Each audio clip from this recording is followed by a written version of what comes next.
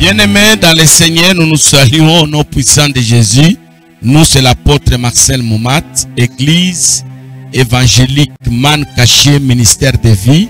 Nous sommes dans notre tranche d'émission sur notre chaîne YouTube. Et l'émission, c'est à l'ère du salut qui passe. C'est notre chaîne à l'ère où vous recevez la vidéo. Donc, tout dépend de vous. Et pour la recevoir, il faut être abonné.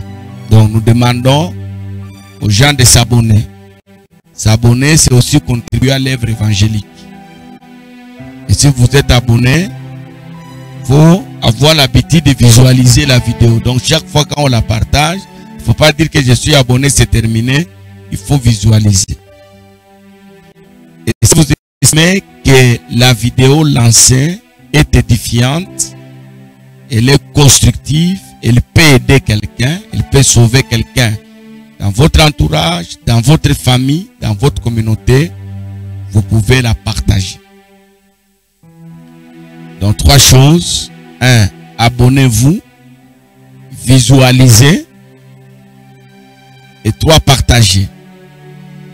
Alors, vous pouvez recevoir la vidéo quand nous la partageons. Vous pouvez aussi la voir si vous avez déjà activé la barre de notification. À ce moment-là, dès que nous recevons la vidéo, vous voulez. Que Dieu vous bénisse. Soyez heureux chez vous. Que Dieu vous accompagne. Vous avez des projets, vous avez des choses à faire. Que Dieu vous accompagne. Je prie en tant que sacrificateur que Dieu ne vous laisse jamais seul. Ne vous sentez jamais abandonné. Quel que soit le temps, quelles que soient les circonstances, soyez sentez Dieu à côté de vous. Soyez bénis. Si vous êtes malade, soyez guéris. Si vous avez des épreuves à passer, que la grâce de la réussite vous accompagne. Si vous avez un problème qui a choqué votre cœur, que Dieu vous restaure. Et si vous passez des moments d'épreuve, que Dieu vous soutienne. Mais si vous êtes en train de traverser des moments de joie, n'oubliez pas de chanter les cantiques, de louer le Seigneur, de le glorifier pour ses hauts faits. Car ce que Dieu fait beaucoup est grand. Chaque jour, Dieu réalise quelque chose de bon pour toi et pour moi. Alors la semaine passée, bien aimé, on parlait de la possession démoniaque.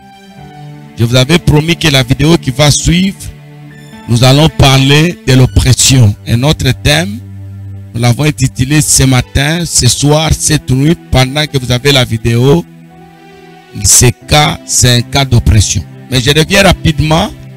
Avant de parler pendant quelques minutes sur l'oppression, je voulais parler encore un peu de la possession. Nous avions dit que la possession, c'est porter les démons en vous. Vous les avez en vous. Et comment savoir? C'est facile. Vous faites des choses que vous ne voulez pas faire. Et même quand vous ne voulez pas les faire, vous sentez qu'il y a une force plus puissante que vous, qui vous pousse, qui vous dicte à faire, qui vous pousse à faire. Vous pouvez dire non, j'arrête ça, mais vous sentez que vous succombez toujours. Vous faites des choses que vous-même vous qualifiez d'horribles, de dangereuses. Et je vous avais donné l'exemple de la voiture. Vous avez votre voiture. Tant que vous n'êtes pas dedans pour la démarrer, l'amener à gauche, à droite, le véhicule ne bouge pas. Il est là, stable. Il peut faire des années là-bas. Il va s'amortir là-bas sans bouger. Mais lorsque quelqu'un monte à l'intérieur, votre voiture, vous montez à l'intérieur, vous la démarrez, le véhicule n'est plus maître de lui-même. La voiture n'est plus maître de soi-même. Le véhicule commence à obéir aux ordres, aux dictats du chauffeur qui est à l'intérieur. Le chauffeur peut l'amener partout, dans des trous, dans une route mauvaise. Le véhicule ne va pas dire non, ne m'amène pas là-bas. Il obéit. C'est la même chose. Si quelqu'un a des possessions, il est possédé par des démons, les démons qui sont en lui deviennent son chauffeur. Les démons l'amènent partout. Dans la Bible, il y a quelqu'un que les esprits amenaient dans les cimetières. C'est là où il vivait, les démoniaques de Gadara. Il y a des gens que les démons amènent toujours dans des bars, dans la prostitution, dans les mensonges. Il y a des gens qu'on arrête, qu'on met dans des prisons, non pas parce qu'elles, ils veulent commettre le mal. On les appelle délinquants, pas par eux-mêmes, parce qu'ils portent en eux les démons de délinquance. Est-ce que quelqu'un m'écoute? Il ne fait que ce que les esprits lui commandent de faire. Il y a des enfants qui sont habités par des démons de rébellion. Ils ne peuvent même pas étudier. On peut payer, on peut les mettre dans une bonne école, on peut l'amener même à l'internat. Les démons qui en lui l'empêchent d'étudier, fait des choses pour que l'enfant soit même renvoyé. Alors la solution, c'est chercher la délivrance. L'auto-délivrance n'existe pas. Il faut chercher quelqu'un qui est rempli d'un esprit supérieur. Quelqu'un qui a accepté Christ comme Seigneur et Sauveur et qui a reçu la grâce de faire ce travail. S'il le fait, vous serez libérés. Et Jésus lui-même n'a pas seulement prêché l'évangile, Jésus a chassé aussi les démons. Et les textes que nous lisons ce matin, ce soir, tout dépend au moment où vous êtes en train de nous suivre. C'est Marc 16, 17. On a lu les mêmes textes la semaine passée. Je reviens encore avec ça. Voici les signes qui accompagneront ceux qui auront cru en mon nom. Ils chasseront les démons et ils parleront de nouvelles langues. L'oppression, non, la possession plutôt. Les démons agissent à l'intérieur de la personne. Tu peux porter un démon de la maladie. Lorsque vous avez un démon de la maladie, vous pouvez aller à l'hôpital, on ne le verra jamais au microscope. Quand vous allez à l'hôpital, on vous dit que vous êtes en bonne santé. Parce que l'esprit, on ne le voit pas avec des appareils électroniques. C'est spirituellement qu'on en juge. Vous allez à l'hôpital, on dit que vous êtes en bonne santé, mais vous êtes malade. Que Dieu soit loué. Il y a des gens comme ça, ils sont morts. Il a souffert avec la maladie, les médecins ne découvraient pas. Si vous avez la grâce de tomber sur un médecin qui prie, il va vous dire ce cas ici, allez prier. Mais si c'est quelqu'un qui ne connaît pas Dieu, il va se battre, il va commencer à changer la thérapeutique. Aujourd'hui, c'est médicament, demain, c'est médicament, jusqu'à ce que la personne va mourir. Soit la personne devient incapable physiquement. La possession, les démons agissent à l'intérieur de la personne. Il y a les démons d'ivresse. La personne, s'il n'a pas encore bu, il n'est pas à l'aise. Il peut terminer tout son salaire dans la boîte.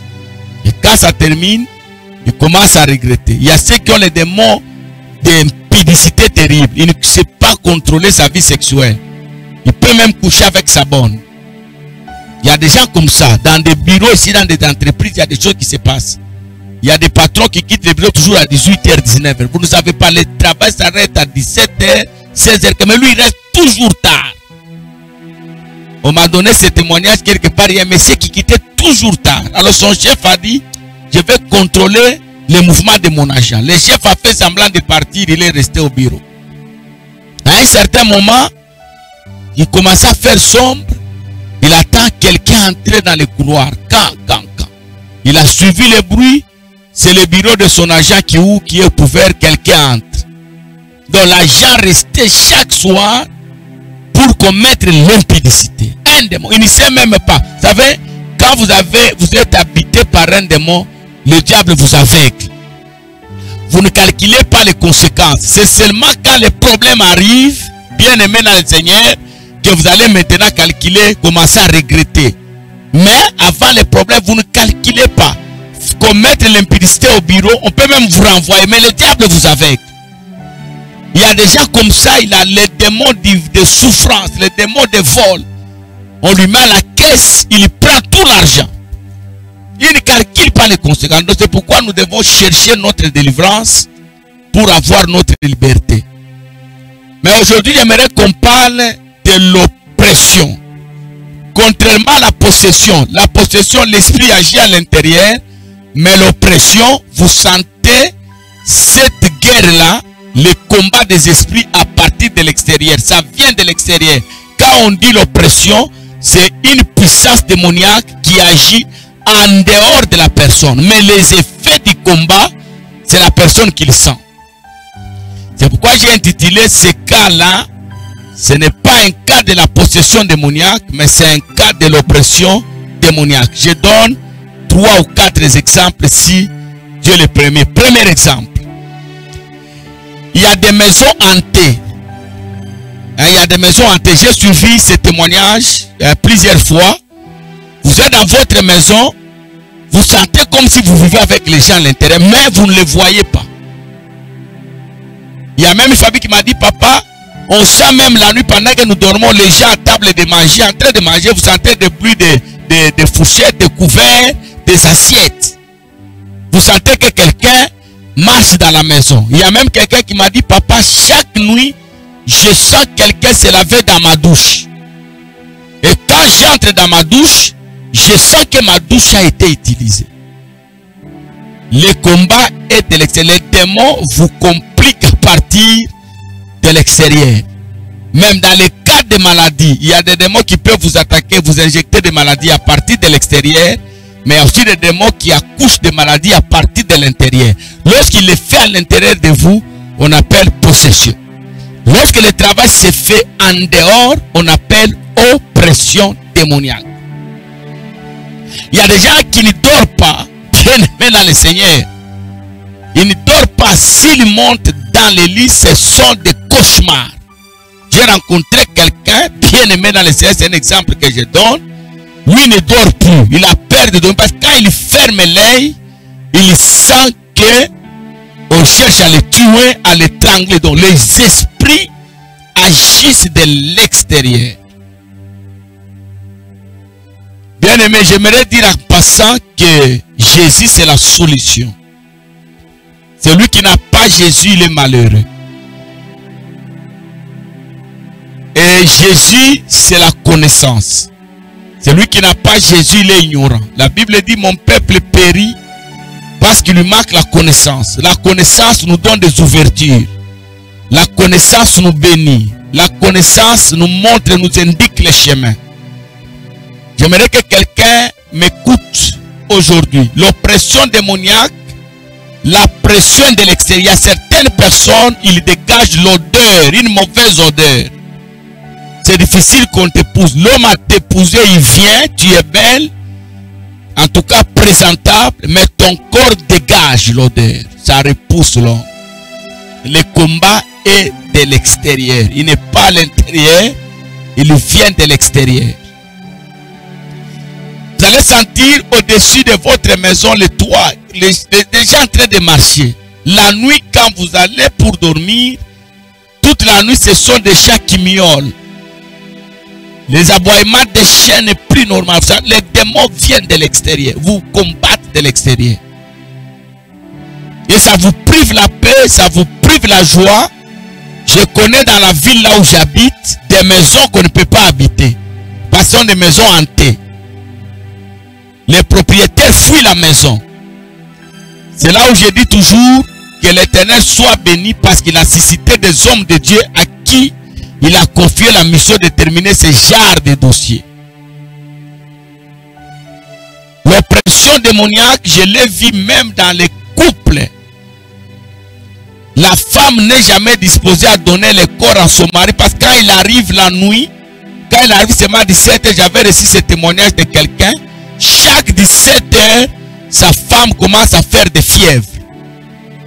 Ce sont des températures très élevées, bien aimées dans le Seigneur, au point où 3 ans, 4 ans dans le lit, l'homme ne peut pas toucher sa femme, sa femme est malade. Mais la journée comme ça, si le mari est en mission, si le mari est absent, il n'est pas dans la ville, la femme est en forme. Mais si le mari rentre seulement dans la maison, les problèmes commencent. Les démons agissent de l'extérieur. Ils vous privent la paix, ils vous privent la joie, ils vous privent tout ce qui est bon. La vie des démons, c'est une mauvaise vie. Nous allons continuer dans la vidéo qui va suivre, parler de l'oppression parce que vous avez besoin de la délivrance. Cherchez dans votre ville, dans votre quartier, dans votre église, l'homme de Dieu, demandez-lui de prier pour vous. Je le dis toujours, je vais le répéter jusqu'à ce que Jésus va retourner sur cette terre s'il nous trouve en vie.